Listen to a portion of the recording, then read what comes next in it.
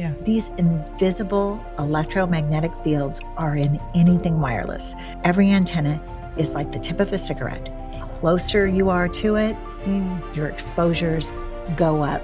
Watch what happens when I turn on. Watch this. What? Okay. Well, welcome on in, everyone, to the Doctor Janine podcast. I am very honored and so welcoming to August Brice, who is my guest today. And she is a tech wellness advocate. She is the founder of techwellness.com.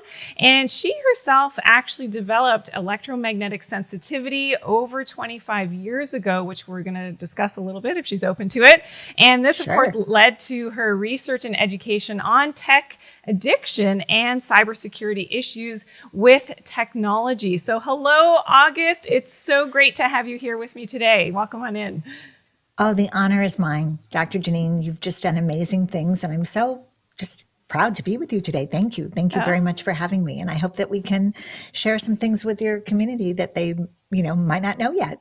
Amazing. It could be amazing. helpful. Yeah, exactly. And that's what we're all about, of course. I mean, in your space, in my space, all about educating to really empower people so that they can feel better, not only in their physical ailments, as that is, of course, related back to EMF waves, but also, that they can maybe pass along some of this good knowledge to other people to really have an awakening about some of these subjects that we're going to talk about today. So please tell me, how did you get into this whole world of studying EMFs? And for people who don't know what EMFs are, of course, these are electromagnetic fields and frequencies that do affect our health in a negative way. And how did you get into all of this? And, please tell us your story. Yeah, we all get there in different ways, right? So what happened to me was it was in the early 90s, and I got my very first cell phone. And when my husband said, hey, turn it on, I was all excited, right? It's actually on our website because a few years ago, my daughter said, or 2 years ago, she said, hey, Mom, you know how you always talk about how the first time you held a cell phone, you could feel it and it didn't feel good? Well, I found that on video. And I said, you did not. And she goes, no, here it is. Oh, wow. And there it was, a Christmas video, really? Opening up the present. Yes, it's on, some people have looked at the video and said, how did you know how to do that? How did you know how to record it? Well, we were recording family videos. Yeah, so it was completely by surprise. And I got really excited. And he said, here, it's a program, call your mom. And I touched it and I go, and that was actually feeling the invisible but very powerful energy that comes from all cell phones, from all wireless devices. And from that moment forward, I could always feel the EMF, whether I was holding a phone, near a phone. Later, Wi-Fi was introduced into our business, and then I could feel that later in my home, and I could feel that.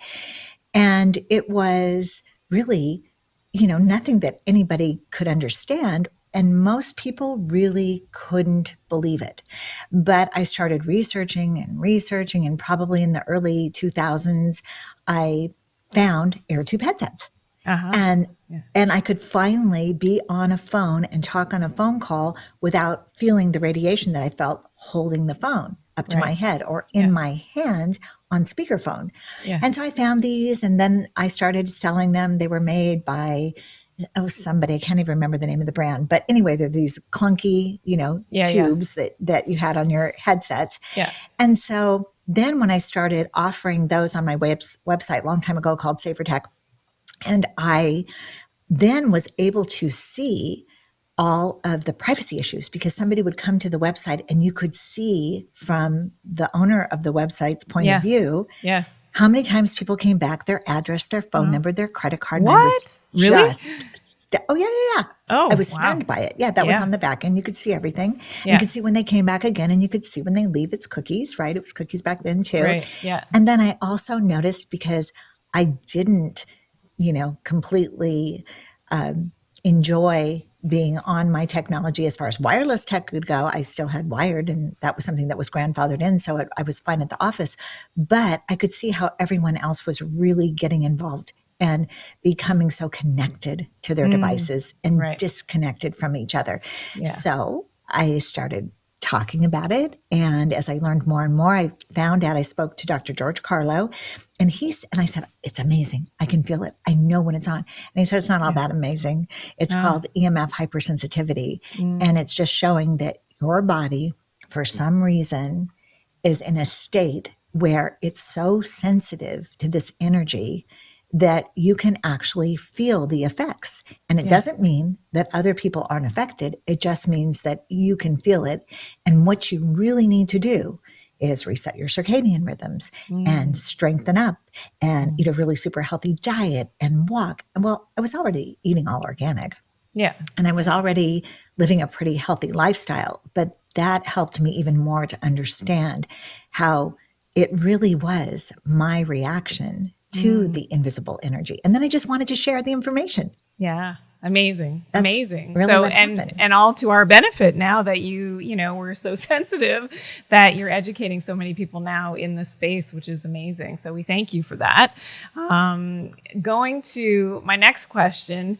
Now, is it true that you can tell on your cell phone how much EMF is coming off based on how many bars are showing? Please enlighten us on this, because I had it totally backwards until I saw your post about this. So please tell us. Really? You thought, the fewer, the less bars, the less energy. Okay, so here's how it works. So there are these antennas inside your cell phone, and they're all powered by the battery, and they are all reaching out to make a connection, whether it's Wi-Fi or Bluetooth or cell phone. And the bars on our phones or the Wi-Fi bars on the phone show us how strong the signal is.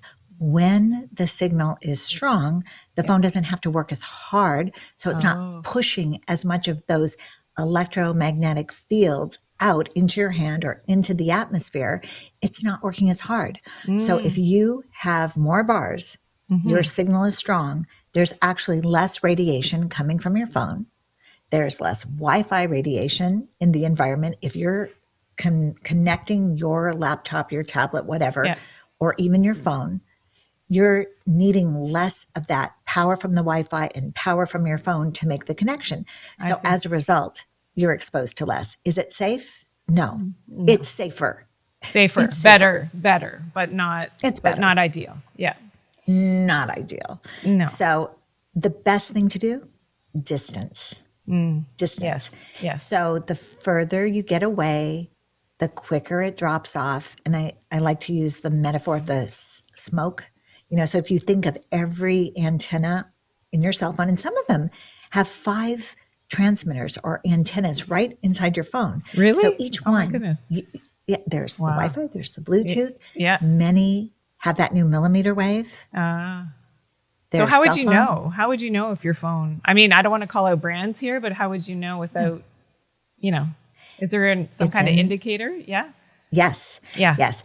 In the specs. And also I talk about this in some articles, like how to tell if your phone is 5G, true 5G. Yes. And true 5G means that millimeter wave. But if you look in the specifications, when you're buying your phone, or if you go online and you look up your particular number of your cell phone, the manufacturer's number, you can look it up and see the different transmitters, and I'll call them each out. It's got this, Dragonfly chip, it's got this, MM wave.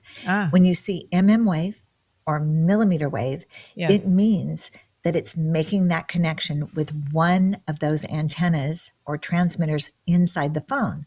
And I can break off for a second and explain. Millimeter wave is a wave of frequency, a very high frequency. And it can carry a ton of data. However, it doesn't go very far.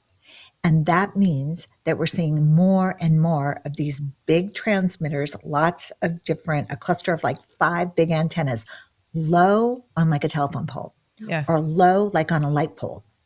And that's because one talks to the other. They can go for about a block and a half, and they're in your phone. Many new cars are equipped with them. Because there's so much data that can be sent, they are designed to help with driverless cars. And they're designed to get a movie in a split second, really, is what it's about. And, to power the Internet of Things, where everything is connected. the technology dream is to have, something in your shoes that shows where you are at all times. And then, I know, right? It sounds freaky, like hell to me. Yeah. Yeah. it doesn't sound good. Yeah. But that's, that really is the goal.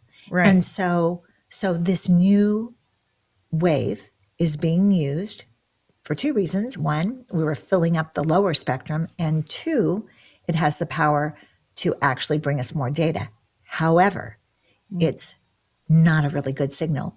Rain can change this signal, clouds, a tree can block it. Really? So it's kind of proving to be, not very operational or functional, kind of a joke is really what it's proving to be. But meanwhile, it's covering us with this new radiation. And this radiation is what's inside the airport scanners that many people do avoid. And when you're in that machine that goes, makes that really detailed X-ray, that's the millimeter wave. And now it's in phones. Huh. Yeah, and that's computers. Scary stuff. So in the airport, you can ask not to go through that scan, correct? And ask to be like patted down with the is the wand thing that they use, is it any better? Oh, sure. Oh, yeah. It's for one thing, it's not pushing near the power. Okay. And it's a completely different wavelength. Okay. What we're really concerned about is that we know that millimeter wave is very small. It's actually a millimeter big, and it goes into your skin, and it's having much more of a holistic effect on our bodies because our skin is our largest organ. So we're really, really absorbing this radiation. And although it's not going through our heads, it's definitely going deep into our skin because it's as if it's touching us because it's such a powerful signal. Wow. And so avoiding it is so important. I show people how to turn off the millimeter wave if they do have an iPhone 12 or above. And same with the Android phones. All the new Androids have them. Yes. And so, but if you got an 11 or if your phone's a couple of years old, consider yourself very lucky. Yeah. Great. Should we do it now? Great. Let's do it now. Okay. So you go to your settings. Yeah. And you go into cellular data settings. Okay. Cellular. So that should be under cellular, I'm guessing, right? Right. Cellular. Okay. Cellular data options. Would that be it or no? Right. And do you see 5G, auto 5G, 5G on all the time? I used to see that and it's gone now. I don't know why. Did you already change it? I did before. Like I took it off of 5G. Low data mode. That's good, right? Yes. Low data mode. That's correct. That's great. Okay. And then was there also an option that said auto 5G or 5G on? Allow more data on 5G or standard. Do not do that. Yeah, don't do that. So you're clicking that. low data mode under the data mode when you're in cellular data options. Okay, got it. Exactly. Okay, perfect. Exactly. So that was easy, right? It was easy, yeah. Yeah. But it's one of those things that I encourage people to check every time they download an update. Oh, and right, because sometimes it can change, right? Yeah. Even with a hard set, even with a hard reset, and you've probably seen it yourself that there's something that you had off for sure, and now it's back on. And so, we're fortunate at this time, and I do have a 5G meter that measures this millimeter wave. And my phone, of course, is an 11. But when I'm around someone who has a 12, 13, 14, 15, I do see whether or not it's making a connection. And if you are near one of those transmitters and you don't have it disabled, you will get a connection. And there will be this new EMF exposure that you don't need and you're not using, but you're getting exposed to. Yeah. So it's good to have it off. It's definitely good. And which makes me think, and on to my next question about children and their exposure, because we know that, because of their developing brains and the thickness of their skulls, I mean, they're so much more susceptible to EMF damage. Not that it's great for adults, but for kids, it's even worse in terms of exposures. Can you share some of the stats on children, specifically when we talk about, using their cell phones in school and what that is doing, some of the consequences of their school use with phones? Yeah, it's it's probably the biggest initiative, because if we can protect our children, then I think people will also understand how we should protect ourselves as well. Yeah. But there's two things going on here. It's the age limits, and the American Association of Pediatrics has recommended no screens before 2 years old, and I say 3 years old, maybe 4 or 5 years old. And I really encourage parents not just to think about whether or not they're holding the screen, but screens around them. These invisible electromagnetic fields are in anything wireless. So even if they're not holding a screen, but you've got a wireless speaker, or you've got your wireless camera, or you've got your wireless doorbell, or your wireless refrigerator, freezer, remember that every antenna is like the tip of a cigarette, and it's burning at all times, and it's sending smoke out to the air. And the closer you are to it, your exposures go up exponentially. Like, you can get 2, 3, 4, 5 inches away, it drops off. I say be 5 to 10 feet away from any antenna that's in your home. The smaller antennas push lower power. I say from your Wi-Fi, be 40 feet away from it if you're not sealing it or putting it in a Faraday. Because like you said, children's brains, their skulls are thinner, so it penetrates more quickly, and it's transmitted with fluid. Our fluid is like a receptor for it, and children's brains have more fluid. So they're going to have even more intense exposures. And what does the research say? It's happening. Well, research shows that there are definite effects to our brains. This wonderful study came out of, I think it was Ghazi, and her name was Kevser Denlin. And she was doing a melatonin study to find out, if EMF could actually stop melatonin production. And yes, it did. It also stopped glutathione production. But at the same time, she saw cell death occurring in the brains of these mice that were exposed just 6 hours a day, by the way, just 6 hours a day, 5 days a week. Wow. And which seems like a long time, but now. Kids, it's not. All of us are, probably much longer than 6 hours. But anyway, she also saw a change in brain matter. And this has happened over and over again. We're seeing changes in brain matter, and that means less gray matter. We need gray matter. We do, kids, by the way, some of our brain matter is pruned as they age, but by 12, 13, they've got all the neurons that they should have. But I say, give them as many neurons to work with. And if we know that we're actually have the potential to decrease our gray matter with this exposure, well, let's try not to expose them at all. Right. Exactly. And then that doesn't even cover the other consequences, the lack of connection. I think that each time that you give a child a cell phone, think of it as like you gave your partner a phone and they're on their phone.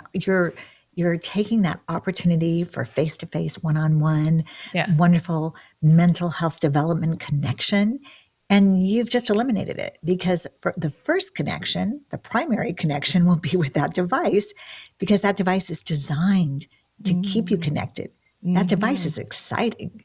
That device is stimulating. Oh, yeah. Is it encouraging? No. Does it foster empathy? No. Does it calm you down? No. But that's not something your child really understands that they need. Right. But they need it. Yeah. So we've also seen connections to ADHD, overstimulation. We have this great study from Hugh Taylor, who found that when mice were exposed during pregnancy, those babies displayed ADHD-like symptoms. So there's definitely a connection there. Wow. So that's why I would recommend, really, if you can, wait till 5 or 6. And it's not the fact that you can communicate with mom and grandma and grandpa and, watch a TV show together occasionally. That's not the problem. Yeah. I'm much more concerned about the electromagnetic fields. Right. So if you can watch with a wired connection, if you can FaceTime, Zoom like I'm completely wired up right now. Yeah. I knew you would be. That's so good. Yeah, I've got I'm all plugged in. Well, of course, my cables would be, I'm afraid to move them. But anyway, yes, we're all hardwired, which means that we've eliminated all the wireless. Right. And can I show you something? I talk a lot, about the radiation that comes from these different devices. So here we are. I don't know if you can see that. See, we're in yellow, which is moderate. Yep. Now, this particular meter is designed off of a report called the Bio Initiative Report, where these wonderful scientists combined all of the research and found what they determined to be a safe level for sleeping areas where you rejuvenate and rest. Yeah. And so if we could get into green, and I sleep in a canopy, and so I can. Yeah. But here I'm in a very congested city, and I'm close to my neighbors, and with no wireless in my home, I'm still here. But watch what happens when I turn on my computer's Wi-Fi. Watch this. What? Okay. Oh my goodness. Right. Wow. And so I'm saving myself from so much of this radiation exposure simply by hardwiring. Yeah. Isn't that great? Yeah. Well, that's incredible. I think we all need one of those meters, right? Just it's a wake up call. It is a wake up call, because that's the scary thing about the EMFs, is that they're not visible. They're not palpable to, unless you're super, super sensitive, you can feel it like you do. And I think I'm maybe not as sensitive as you, but I am super sensitive to energy in general and EMFs as well. But are you? Yeah. Oh yeah. Yeah. You know what's so interesting, Dr. Janine, is that when I first went to my the very original EMF sensitivity conference, and it was in Europe, they were estimating back then, this was about 10 years ago, 3% of the global population may be sensitive to EMF. The latest numbers are 30 to 40%. Wow. Yeah. That doesn't surprise me. I mean, because the exposure is so, it has, increased incrementally, right? Since that time. But yeah, that's crazy. That is crazy. Yeah. And okay, I have other questions coming up. So the kids, did you want to talk more about the kids? Yes, please. Okay. So the children in school and being on their phones. I mean, what are the stats saying? I mean, one of my kids who's, in high school now, they have a rule, no phones in school, which I absolutely love. And my younger one as well, doesn't have his phone on in school, but I think that's not the norm. I think a lot of, school boards, they allow schools in the phones in the school. Is that correct? Especially in the US. Yes. And interesting, in the United States, it came to light that actually 80% of schools say that they have some sort of rule. But the fact is they don't enforce it. So just a handful of schools are doing what your kids' schools are doing, but they know that they should, because the test results are proving it. Much lower test results, 14% lower in a study where they had cell phones in schools. They took them out, redid the tests a year later, and a 14% increase in scores. Wow. And there's something called this international PISA study that's done every year, and they test 15-year-olds around the globe, and they do reading tests and math skills tests. And this year they asked, okay, tell us about some of the things that are happening in your life that might change your test scores. Like, what's going on? Why are things lower? And do you know what they said? What? 65% of the students said they were distracted by either their own phone or someone else's phone in the classroom. Wow. Yeah. That's pretty much an outcry, isn't it? That's crazy. Crazy. Isn't it? And it's not like the kids are watching educational things on their phone, right? They're watching, all the social media and nonsense. So it's not like The Common Sense Media Organization did a study, and sure enough, they found out that kids were using their phones about an hour a day at school. And what are they doing? They're looking at social media, they're playing games, they're watching YouTube. Yeah. And the thing about this and the distraction, the kids were dead on. They were so right, because there was a study done of 900 older students. And what they did is they brought them in and had them do just a skills test. And they had their phones and they did these tests 3 different ways. Same person, 900 people, right? And they took their phones and they had to turn them off. All of them were always off, and they were turned over and turned off. Then they did it. They were turned over, turned off, and in a bag or a backpack. Yeah. And then they did turned over, turned off in a backpack or a purse and put in another room. So they found that they actually, when they were right next to the person taking the test, that it could be up to 50% of their cognitive capacity was distracted and taken up by the phone. Wow. And it's like, and you can imagine this, yeah. that it's like the phone. Sometimes when you walk by it, even if it's turned over, don't you feel like it's saying, Dr. Janine, Dr. Janine. It's calling you. Yeah. Right. Yeah. Right. Yeah. And it was absolutely true. Wow. And they found that the more likely you were to really enjoy your phone and feel like you needed it, the worse it was. Yeah. So that's... But once it was out of the room and in a safe place and put away, the distraction level went dramatically down. Isn't that interesting? So that's maybe a lesson to moms with their kids' phones, perhaps. I'm just thinking for my own busy household with all my children is to, just make that phone kind of disappear a little bit here and there. Right. And it's so healthy. And then, you know, when the teachers were able, most teachers are saying, like probably at your student's school, that there are so much less discipline issues when there are no phones in the school or in the classroom. I believe it. Oh, 100%. Because the brain, I mean, that's the way the brain works, right? Is that if there's that distraction, you can't possibly, especially male brains with the way that their brains are, I see you giggling. Yeah. The way that they're wired is, differently than a female's brain. And one focus, one thing at one time. So for male children, I don't know if the study's been done yet. It would be even more difficult to have that level of focus for the teacher and the school and the classwork and whatever's going on. Interesting. So interesting. Well, and you're so right about the male brain, because they found that children, especially male children, are much more likely to become addicted to games. Yeah. And girls are playing games too, but not. They are, but not. They might be obsessed and enjoy it, but they're not showing those telltale signs of dangerous and disturbing addictions. Right.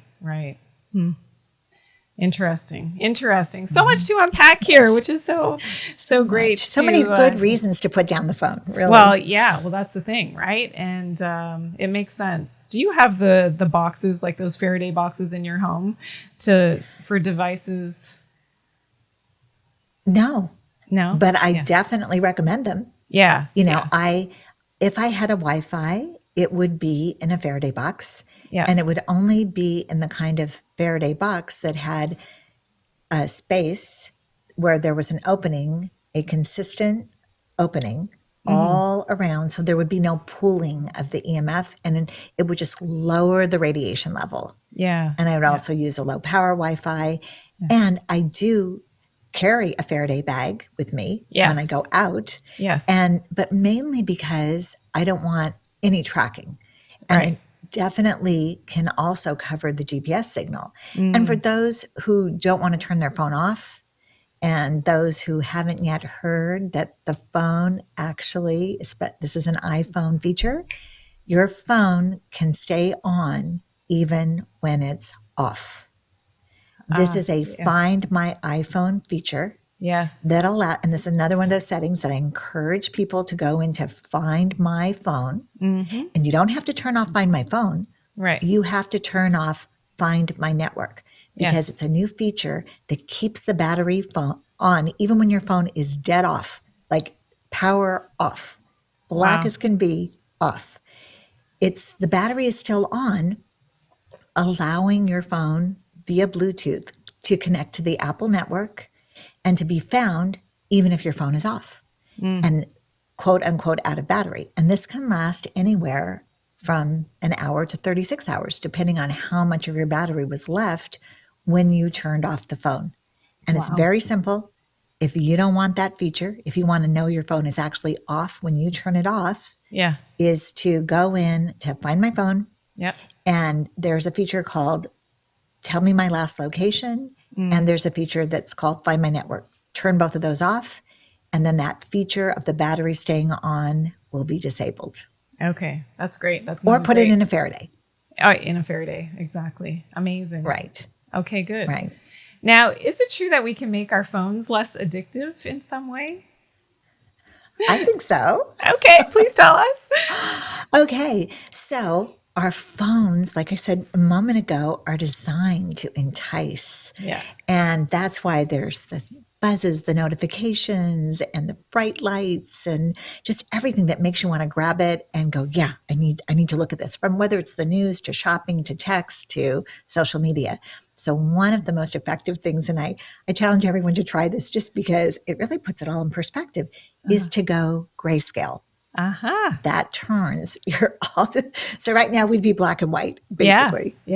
And you'd be surprised at how much that changes your perception of how much you want to use the phone. Really? So okay, that's cool.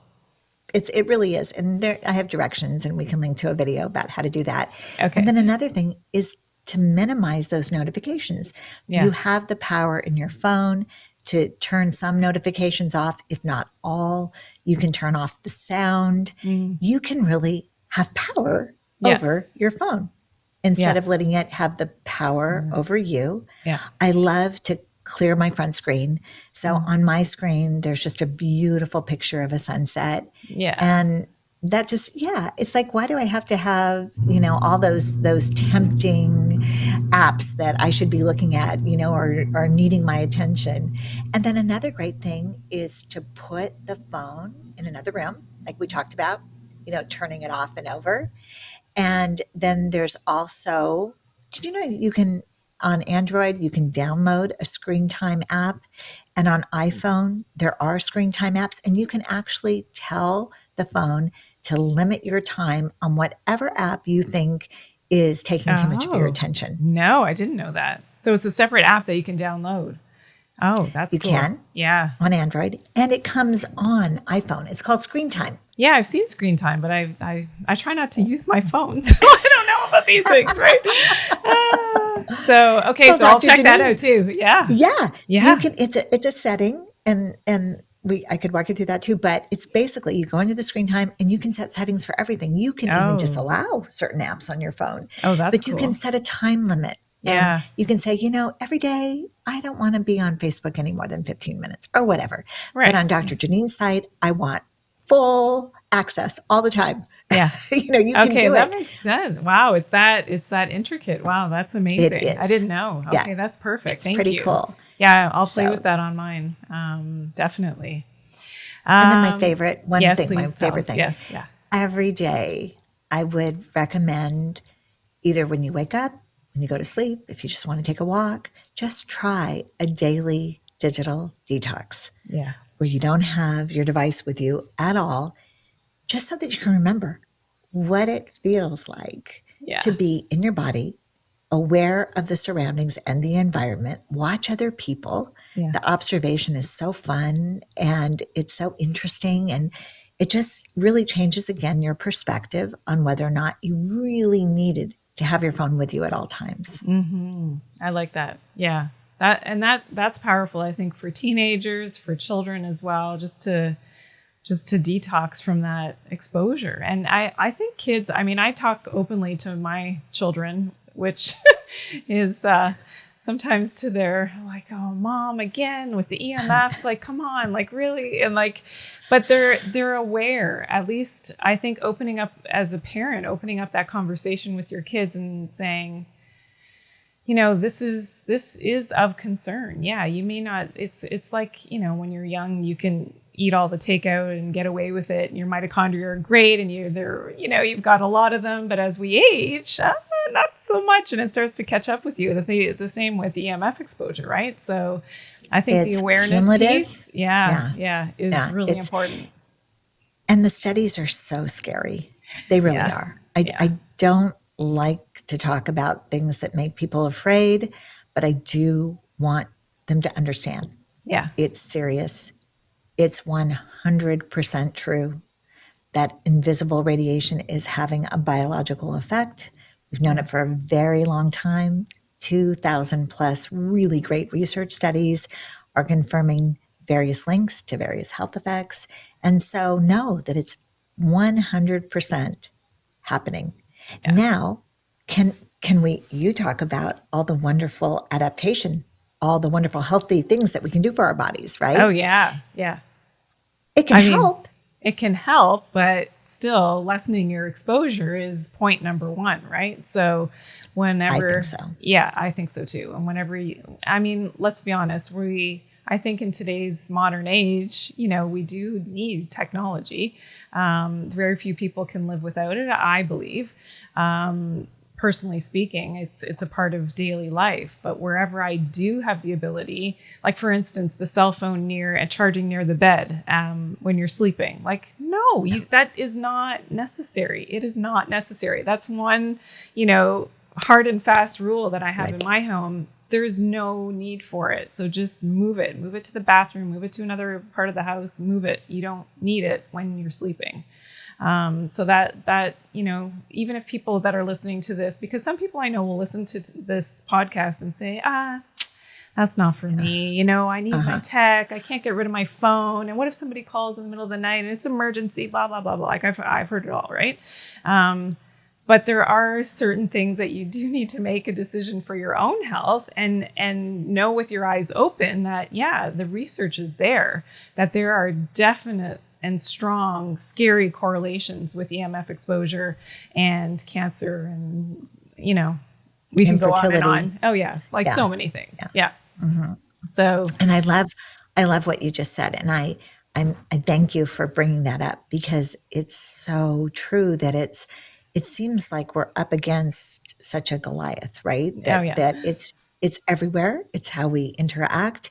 And really, just like you said, no phones in the bedroom. If you are expecting a call, it doesn't have to be on your nightstand. Turn the volume up and get it 20 feet away. Yeah, exactly. Exactly. And that's important for kids too, because I know so many teenagers, they go to bed with their phones. Because they're chatting, they're FaceTiming, they're doing whatever, before bed. And to a certain extent, as a parent, you don't have control over that. I'm not watching over my 20-year-olds, at 11, 12, early morning. But at the same time, it's that awareness piece. And I think the more that we have these conversations and we're out there on social media and you do what you do and I do what I do, to really educate and open up that conversation, that we are hopefully, making these little inroads as to awakening people to some of what they can mitigate in their daily lives. This kind of reminds me of, so my kids are all grown up now, but when they were little, I would send them to school just the way we ate at home with organic food, a little placemat and all the organic food. And I do remember them saying, "Oh, Mom," they had, they didn't even taste McDonald's until they were 10 and 12. Oh, wow. So, and not that I tried to control what was happening outside the house. It just hadn't come up, which was great. And not that I would go to a party and say, "Oh, they can't eat this organic food," Yeah. So, anyway, but now those same children are saying, "Thank you, Mom. Thank you so much for having us eat all that beautiful organic food, for filtering our water." Yeah. Oh, yeah. Did they say thank you for the no EMF? Not so much, but no, not yet. Maybe that's the next stage of their life.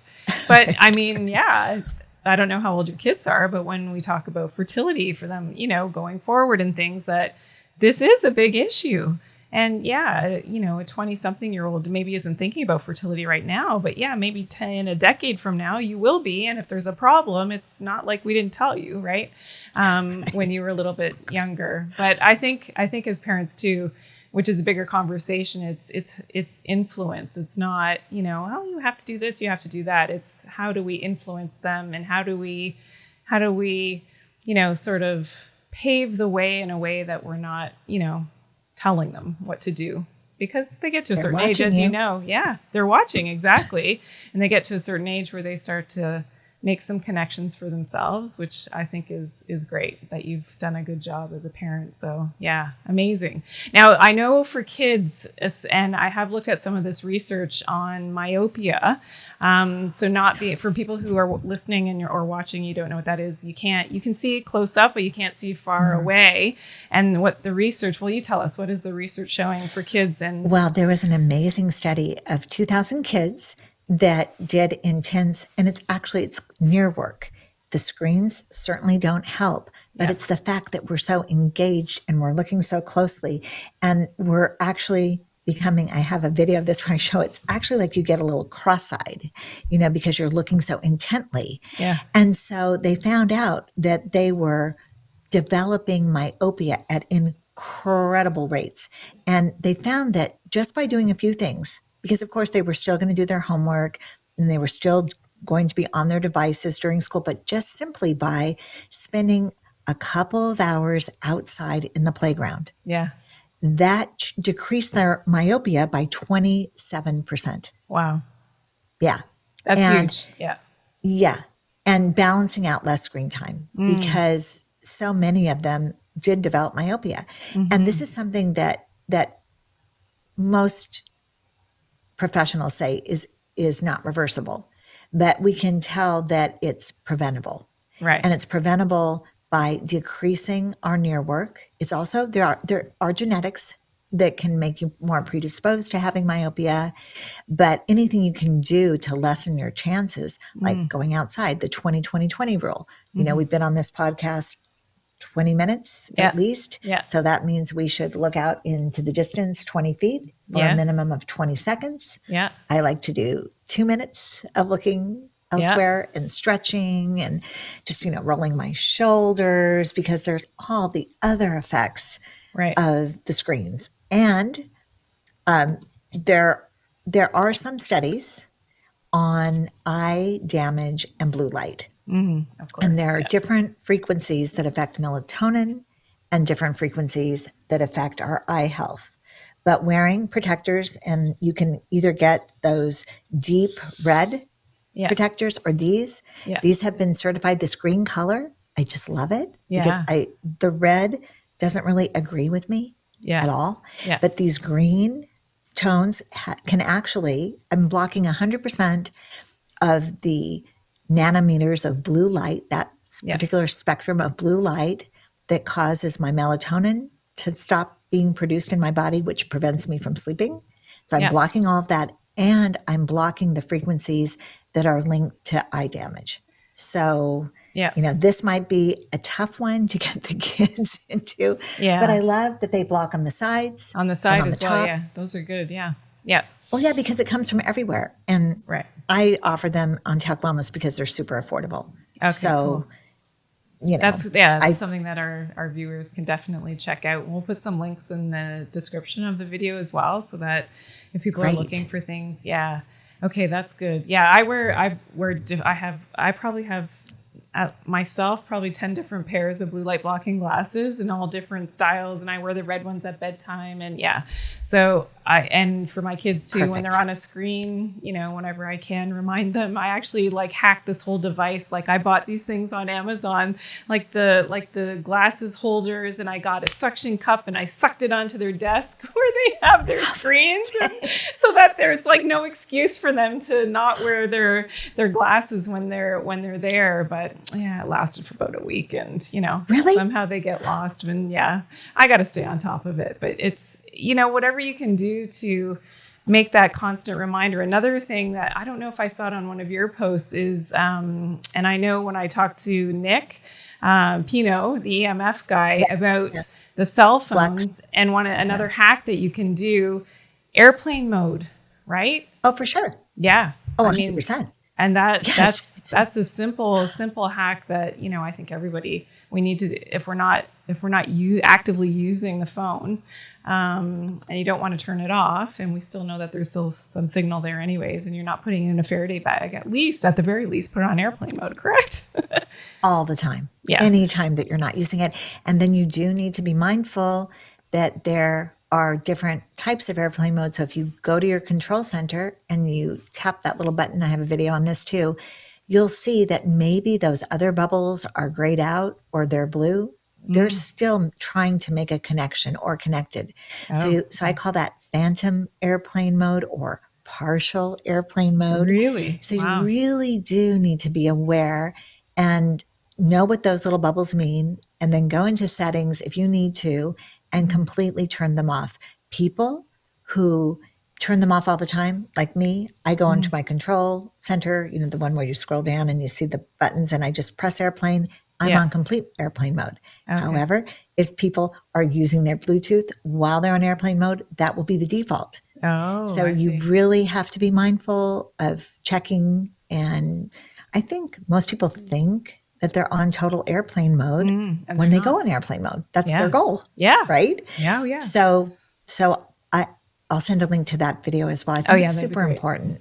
Yeah, that's a big point. Yeah. Amazing. Okay. Tell us, August, what are some things that you do, or your family members do to help to counteract, some of the EMFs, like some healthy practices that you have daily, weekly, when you travel? Just give us some pointers. Okay. So I'll go from the very, very intense one of I sleep in a canopy. Amazing. I actually, from living here and from having my meters and my body voltage meters, I'm studying to be an electromagnetic radiation specialist. I'm certified in a couple of courses already. And also just from what I know, what I've experienced, I sleep in a canopy of Faraday material. That lets a little of the EMF in. So, if I was in a complete Faraday, it would be scary, and that wouldn't work. Right. And that's a significant change that people would make. And then you have to do it right. No wireless in a house that has any Faraday paint or any blocking material, because that can reflect. So in my day-to-day life, I ground daily. And when I ground, I actually do take my meter to a very safe spot. And I take off my shoes, I touch the ground, I meditate. It really helps me stay focused. I'm doing all these wonderful things for my body, getting rid of all of the positive ions, filling with negative ions, just having that time to really pay attention to my body. I only eat organic food. I let people know over and over again that distance is your friend when it comes to EMF. So I really spend intentional time finding places that have a low environmental EMF. We actually, in our home, have a smart TV that constantly has a Wi-Fi signal on that cannot be turned off. Wow. So I use my Wi-Fi kill switch, and that when that TV is not being used, if we're not watching TV, it's off, completely off, no power. And then we just pop it on. And that's what I encourage people to do with their Wi-Fi. Just pop it on when you're using it, pop it off when you're not. And then you have zero exposure. I wear air tube headphones because this little pocket of air prevents any radiation from getting into my head. So that's another thing I do. I actually, when I'm touching my phone, I use a stylus. I don't touch my phone. That's amazing. I'm not there yet. I need to get one. That's a good tip. I'll send you a package of And I put my phone on a stand. And the reason that I do that is very simply just because, like, say this is my phone. It's not, it's a meter. But if I'm up here and I put my phone right here, that's great. But most people put their phone like this. Right. And look at my head. Yeah, like exactly. What I'm doing. Your neck. Oh my gosh. So just putting it on a stand solves so much. Oh my goodness. So stylus stand. That's part of my daily life. And also, of course, like I said, I go everywhere with my meter, and there's what I would encourage other people to do is have a no phone zone in their home. Like you said, the bedroom. Yeah. If it can't be the bedroom, somewhere else in the house where you just really give your body this chance to go into parasympathetic. Yeah. Because even if you can't feel it, your body really can sense the relief it gets from being bombarded with this invisible smoke that's definitely changing how the cells react inside your body, and give them a rest from that so that they can do what they're designed to do. Yeah. Clean out toxins, deliver, vitamins and minerals to places that need it, just work the way it's supposed to. Wow. Those are amazing tips. So yeah, I think I do most of them minus the stylus. I don't have the canopy yet, but I've looked at them, but I'm not there yet. You might not need it. Yeah. You might be in and that's right. It's really important. These meters are really, we do have some professional meters, so you can definitely trust them. They're certified and calibrated. They are going to give you accurate readings, but you don't know until you, like I showed you that demonstration. You don't know for sure until you turn on a really good meter and get an intake of the environment that you're in. You're not sure what you need. So when you're grounding though, do you test where you're at, like out in nature, out in a field? You test before you ground in that spot, correct?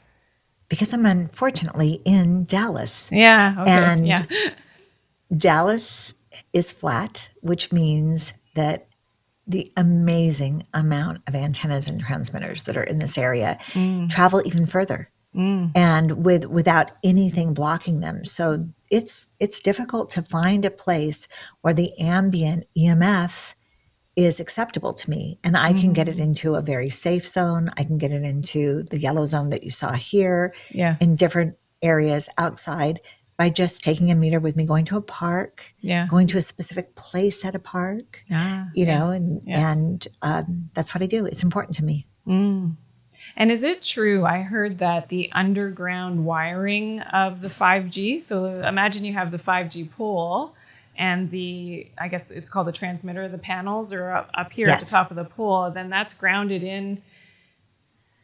I don't know how it connects and where it connects, but apparently that's also an exposure, right?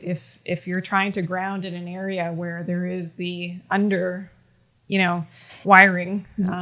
What we're finding, there's a lot of problems in America. The way that we send our electrical current back to we don't send it back to the utility, we send it into the ground. And now that current has been combined with the wireless current. And that can be from a smart meter. That can be from a transmitter like you're talking about. And you're never sure which area you're in is exposing you to more than it should be. Right. So you can take a body voltage meter. You can do an intake of that. You can also look for an area where there's nothing around. The more you are in nature, the less you're probably going to be exposed to that. But yes, that's an issue. And unfortunately, it isn't one that's probably going to be solved very soon. It's very discouraging what's happening. And same with using a grounding mat. If you plug a grounding mat into even your grounded outlet, you can experience some of that energy. So we recommend, if you're going to use one of those grounding mats, that you use the cord and then you put the stake in the ground. There's an actual copper stake that comes, a metal stake, that grounds you more naturally. And at the same time, you completely turn off all your electricity. Then you're in a much safer environment to actually ground properly if you're going to use one of those mats. Right. Okay, that makes sense. The thing about EMF is it's so complicated. It's not super clear. There's not if I stand over here, there won't be an exposure. If I put this shield in front of me, it's not going to come. It doesn't work that way because those shields reflect the energy. That's why I always make it a point to talk about cases and partial shielding. If it's covered somewhere, it's going to come out somewhere else. It's just physics. Yeah. And so if it's blocked, it can't be blocked completely, or you would not have a signal. And then it'd be called a Faraday because it'd be completely sealed. So just be mindful of anything. I demonstrated the other day, I haven't put it up yet, but they're now very popular, these little blocks that you put on your nightstand. And you either put your phone in them to charge, or it's just like a screen. Well, every single one that I've ever bought and demonstrated does the same thing. It will block just right in the area in front of it, but not really very much. And the signal has to go somewhere. Right. And so does this little tiny block everything that's coming from up behind it? No. And often, because it's bouncing off metal in the room that you don't even see, it's in the walls, it can throw more of that energy right onto you that you were trying to block. Right. So the really basic things like getting away work so much more consistently. Right. So distance is your friend. When it comes to EMFs. Yes. Yeah. Good takeaway message. Yeah. It's so important because, thank you. Yeah, because I think, again, people need to know, okay, it's a lot of information, but what can I do today? Right. Yeah. Just stay away as far as you can, when you can. And, that's going to be different for everyone. And I think I don't think anybody is immune to the negative effects of EMFs, but at the same time, everybody's going to react differently and be able to handle it differently based on their own physiology, their mitochondria. I mean, all the things that I talk about, in terms of natural healing and being a healthy person. So, well, what a wonderful conversation we've had today, August. I feel like I could talk to you for like days, and just learn so much more. I thank you so much for taking the time to speak with me today. It was wonderful, and we'll have to do it again for sure. I have a few more questions. Janine, I'd like to interview you because you're just a wealth of information on healing. So thank you so much for everything that you do. And thank you for having me on. Well, thank you so much. Thank you. And everybody, please make sure you check out the links in the descriptions to, what we talked about today with August. It was a fantastic interview, and I'm sure we're going to connect again soon. I thank you. Great. Thank you.